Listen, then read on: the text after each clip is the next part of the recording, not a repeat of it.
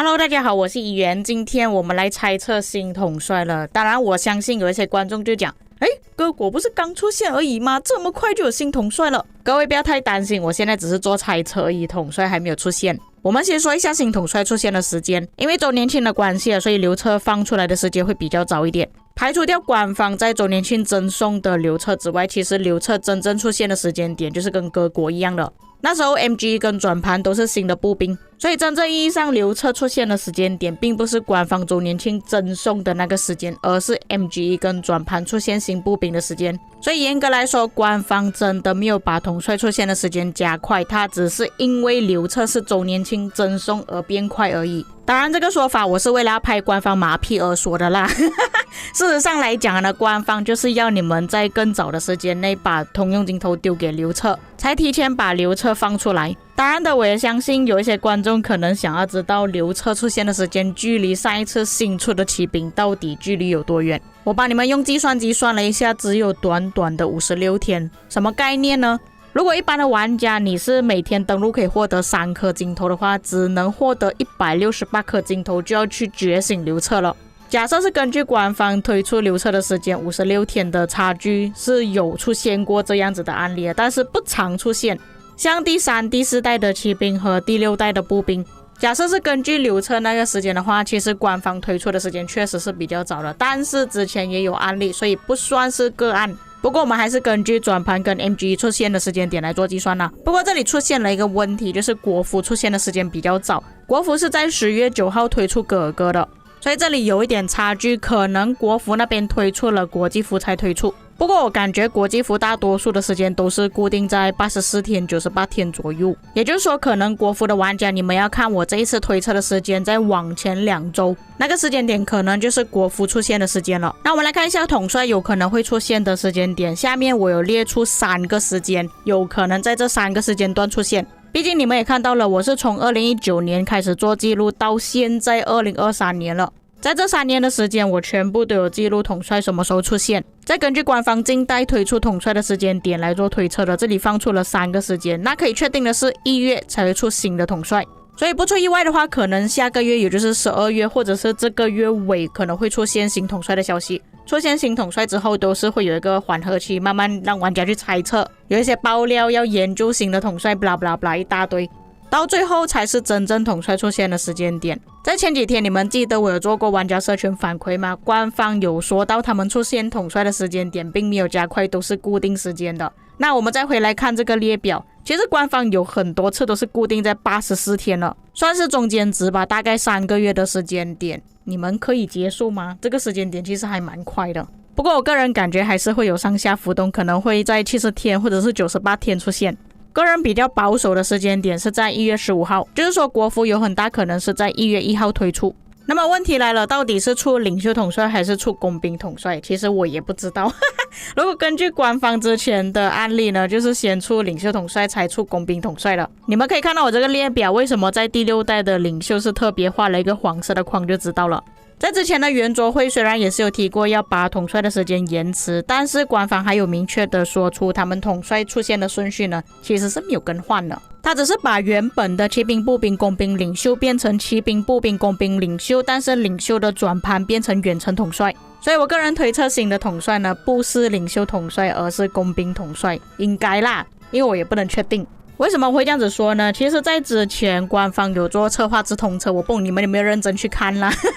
这个策划直通车刚好就是第1期，我觉得观看的人数可能并不多，我看我影片也没有多少人去看，然后看到官方这个帖文呢，其实也没有多少人去看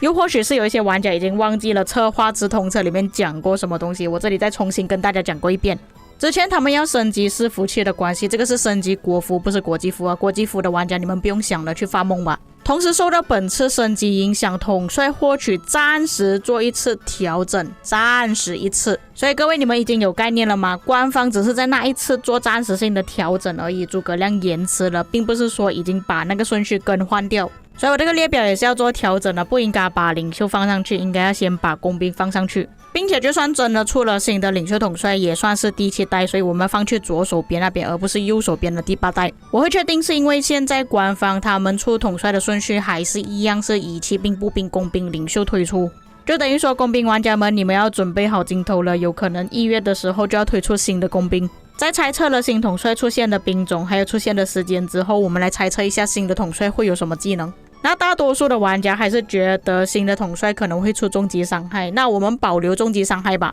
那我们来看一下官方最近出的统帅，他们的技能都怎么样。在这个列表大家也可以更直观的去看到官方最近出的新统帅有包括谁，有哪一些统帅，他们的技能怎么样。那我们看一下工兵，那工兵的顺序好像也是驻防集结、驻防集结、驻防集结来推出的。就比方说从第4代开始出现尼布贾尼撒，第5代阿曼尼，第6代亨利，第7代迪多。所以根据这个顺序下来，第8代应该要出现工兵集结统帅了。再包括近期我们出现的新统帅哥哥，他是驻防统帅。而且说真的，各国驻防其实还蛮强的，我不知道为什么外国主播测试出来哥哥好像很糟糕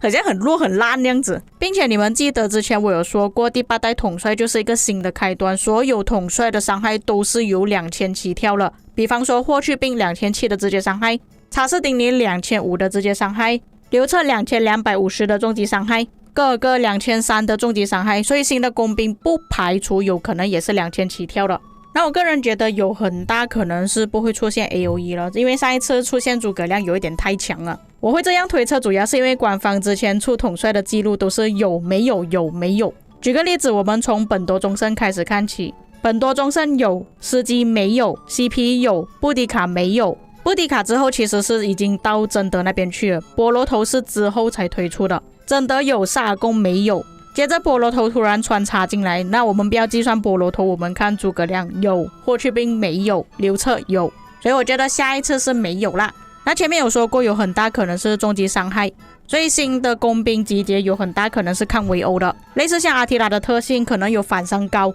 受到的普通攻击伤害降低，可能会添加吉尔加梅省的技能一部分，降低对方的生命值。这个猜测是根据集结的，野仗的话就要看官方根据哪个统帅进行设定，有可能官方会出现新的统帅是有加跑速的。那现在工兵最大的问题就是跑不动我的布迪卡每次走到最后，然后里程柜又没有加跑速，所以我觉得工兵野仗加跑速这个是很重要的。假设官方真的是出终极伤害普攻统帅的话，其实诸葛亮也是可以用来搭配啊，像第3技能跟第4技能都可以用到，它的提升也是伤害提升，虽然也是有一些是技能伤害提升啊。那就算不能搭配旧的统帅，像诸葛亮、里程柜、布迪卡这种，其实集结统帅一般也是可以用于野仗使用的，像塔里克、查士丁尼也是拿来野仗，就算是驻防也是有人用来搭配，像这一次的刘彻跟哥哥。不过我觉得如果真的是出现新统帅，野仗统帅有很大可能替换掉尼布的位置。现在尼布有一点鸡肋啊，食之无味，弃之可惜，真的要取代里程柜，除非官方再出多一个圆形范围。不过我觉得可能性很低啦，毕竟官方上一代才出一个诸葛亮圆形范围，你又再出了一个圆形，我相信其他兵种的玩家都不会同意。而且我推测有很大可能是单体统帅，所以各位你们不用去想圆形范围了，出现一个作为诸葛亮的副将，就像我前面所描述的那样。或是各位你们觉得官方可能会推出怎样的统帅呢？可以在评论区留下你们的看法。那以上就是本期内容，再次声明今天的影片纯属猜测而已，不是100%正确的，所以各位理性讨论，我们下个影片再见。